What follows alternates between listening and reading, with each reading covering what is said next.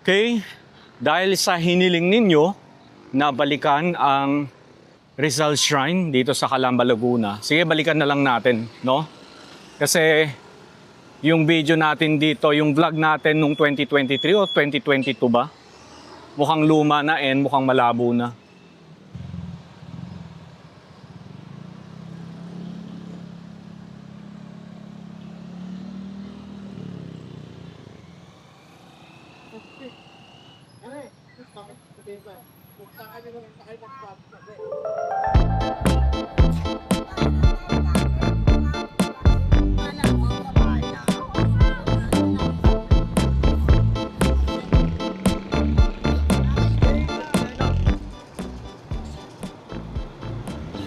Birthplace of Jose Rizal, restored by Executive Order Number 145 of President Elpidio Quirino with funds mainly contributed by school children of the Philippines.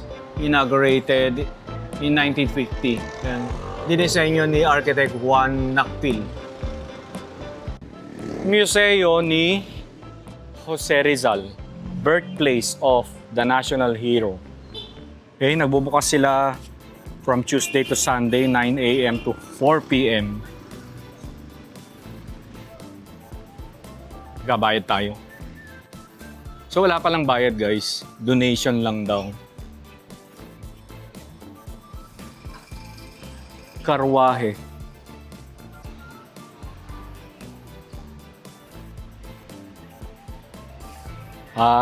So walang entrance fee, pero syempre, may donation.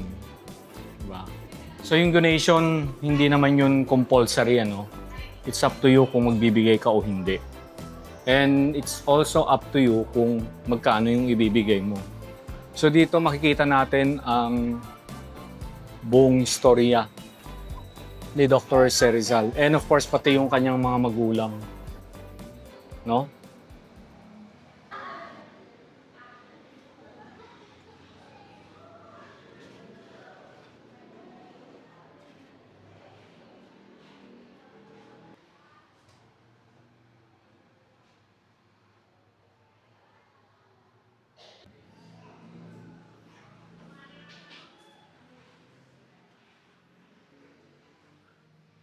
Okay, dito makikita natin ang mga kapatid ni Dr. Jose Rizal mula sa kanilang mga magulang. So, itong bahay na ito mga kaitsubero, hindi na ito yung original, no? Kumbaga ito ay replica na lamang.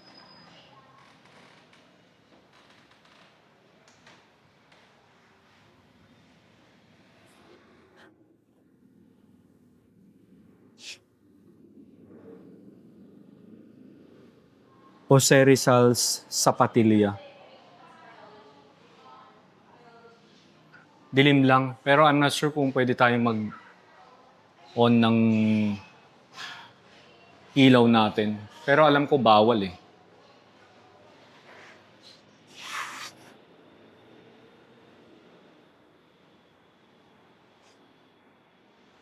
Segunda Katigbak, ang first love ni Dr. Jose Rizal.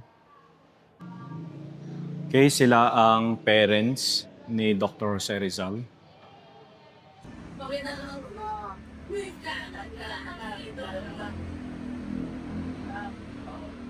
Meron tayong na-feature na isang lumang bahay sa Dapitan, ang Balay Hamoy. So dito sa bahay na ito, ipinakita at ipinaliwanag kung paano yung buhay ni Dr. Jose Rizal sa Dapitan. So dun sa mga gustong malaman yung more history about Dr. Jose Rizal, you should watch that video. Ayan, search nyo lang Balay Hamoy Museum, Dapitan City. Ayan. Okay, akyat tayo sa taas.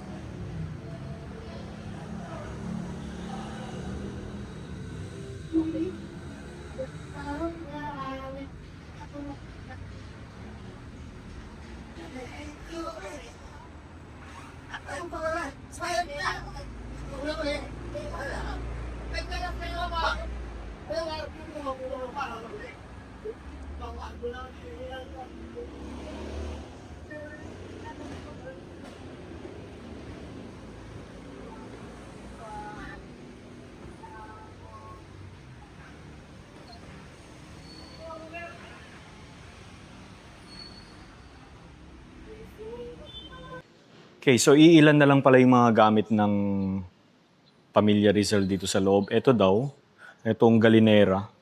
Yan. Tapos meron pa doon. So lahat itong nakikita yung mga bago na. Etong sombrero kay Rizal. Ay, hindi na rin. Yan o. Actually, merong ganito. Original na sombrero ni Dr. Jose Rizal sa Dapitan, sa Balayhamoy Museum.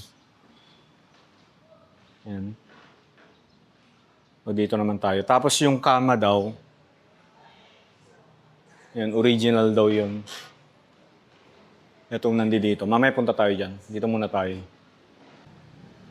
Okay?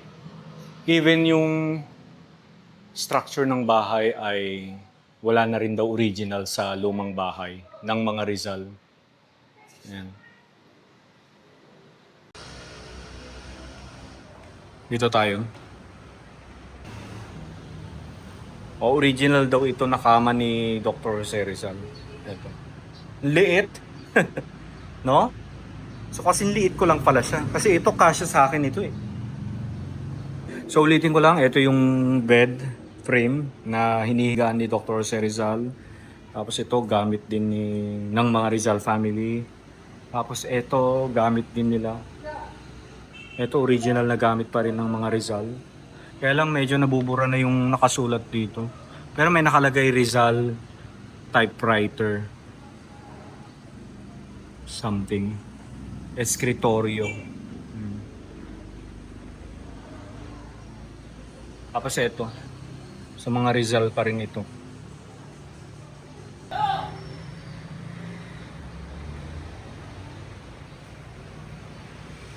Tapos dito naman, parents' bedroom.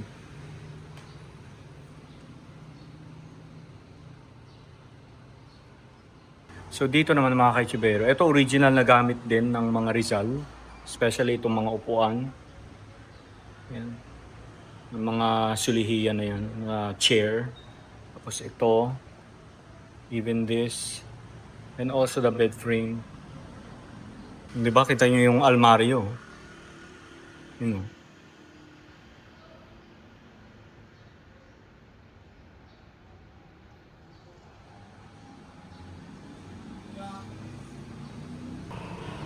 Okay, so may nakasulat doon kung ang gamit ay original na gamit ng mga Rizal. So ito original na gamit ng mga Rizal, itong aparador.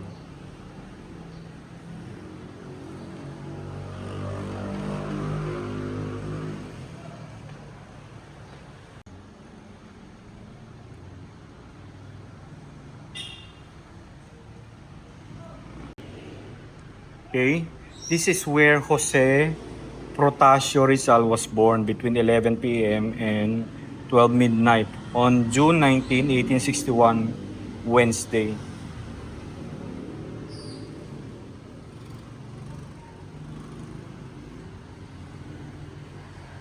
O, dito naman tayo.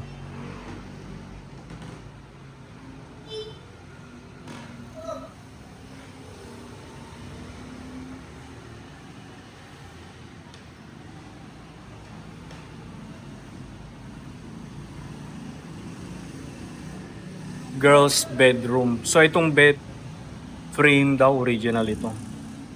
Na gamit ng mga Rizal.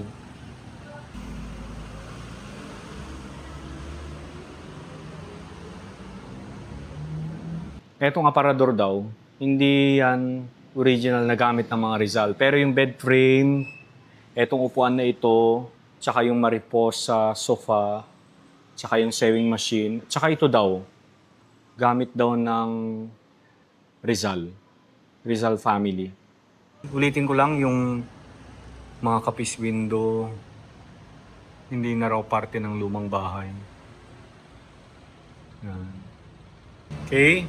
Tapos ito daw, yung mga table set dito. Ito hindi. Hindi ito original na gamit ng mga Rizal. Pero ito daw ang original. Ayan o. Usually may nakalagay yan dun eh.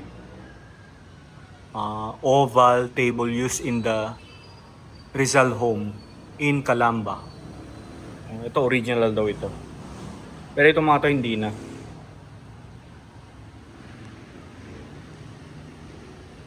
So nakakatuwa na kahit papano ay may mga ilang gamit pa rin ang pamilya Rizal dito sa bahay na ito na naitabi, no? Nice. So punta naman tayo dun sa kitchen. Tapos punta rin tayo dun sa pinakalikod ng bahay. Puntahan natin yung balon na nirereklamo ng mga nanonood sa atin. Yung mga nanood ng lumang vlog ko kasi hindi ko raw pinakita yung balon. Ayan. Sige, pupuntahan natin ngayon.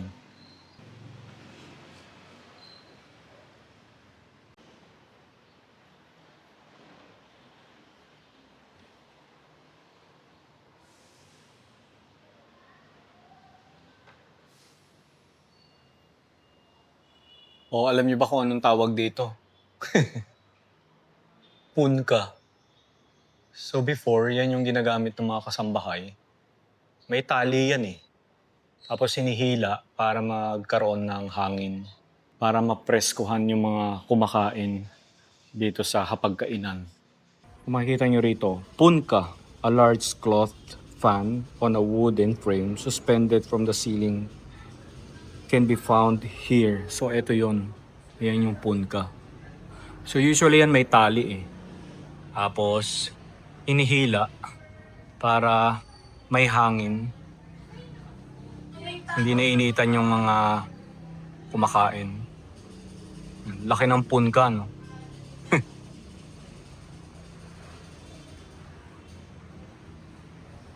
Eto, hindi na ito gamit ng mga Rizal. Pero feeling ko yung mga plates gamit nila eh. Yan. Pero since walang nakasulat, ay ito pala. Ginang is Konsolasyon.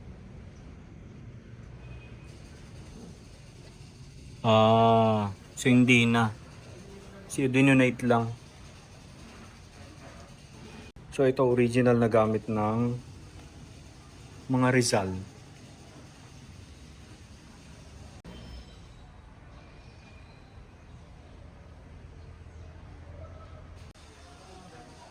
Okay, so ito yung lutuan nila. So makakakita tayo ng mga plancha dito. Yan. Laki na ito. Feeling ko kasya ang tao dito. 2 tao.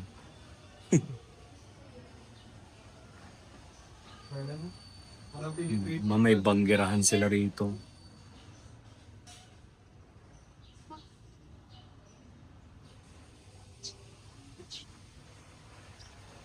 So itong table na to hindi na gamit ng mga Rizal. Yun lang. Tsaka yung glass. Okay, dito na tayo sa may balon. Okay, so ito na yung labasan dito sa likod. O ito yung pinaka-banyo nila. So syempre ito bago na ito. So ginawan lang nila para may idea yung mga tao kung anong itsura ng toilet nila nung araw. Ayan. Ito naman. Hindi na.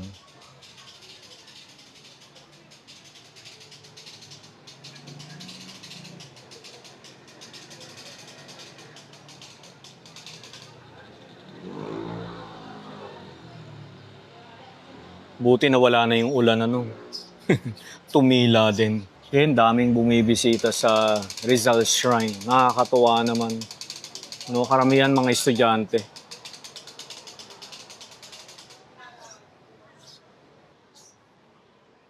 Ito yung balon. Ayun. Yun pala yun.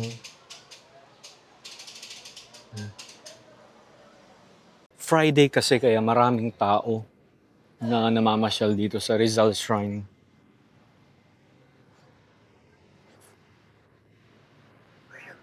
So ito yung balon. Saan ba yun? Here. Ay, ito pala. Ito.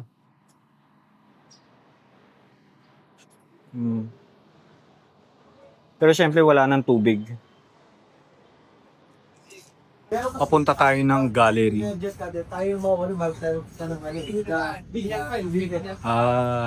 Ito yung kanilang gallery dito.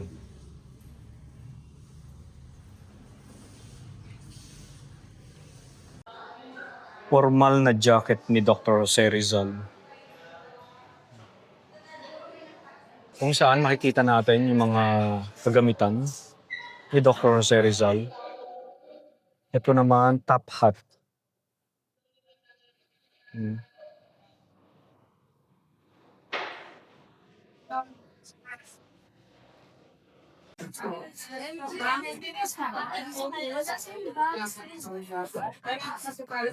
Itong mga no limit tangyere. Mga nag-i-accent, parang nasa Spanish. Di ba? Ang ano nga eh, ang full nga dyan. So parang sila ba yung nagpabalita from abroad na nangyayari sa Pilipinas pero nandun sila sa abroad, di ba? Ganyan yung information. So, ibig sabihin, sinunod nila magta-travel pa yan ba papunta doon sa Pilipinas? It will take a week pa bago pa parating sa mga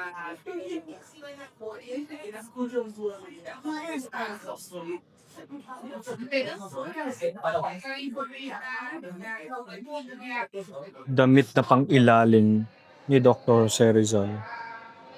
Long John ang tawag. Tapos ito naman, pantalon at formal na chaleco ni Dr. Jose Rizal. Liit. Parang kasya sa akin. Okay, palabas na tayo. So ito yung part na hindi natin napuntahan, especially yung balon. Ayan na, maganda na ulit ang panahon. Maaraw na dito.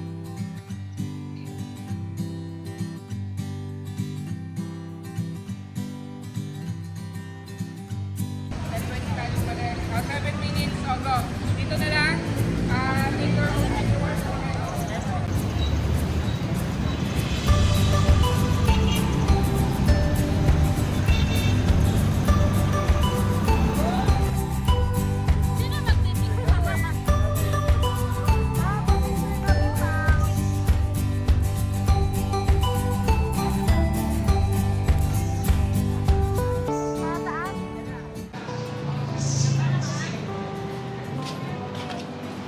Donation. Para makabalik tayo ulit. After 3 years.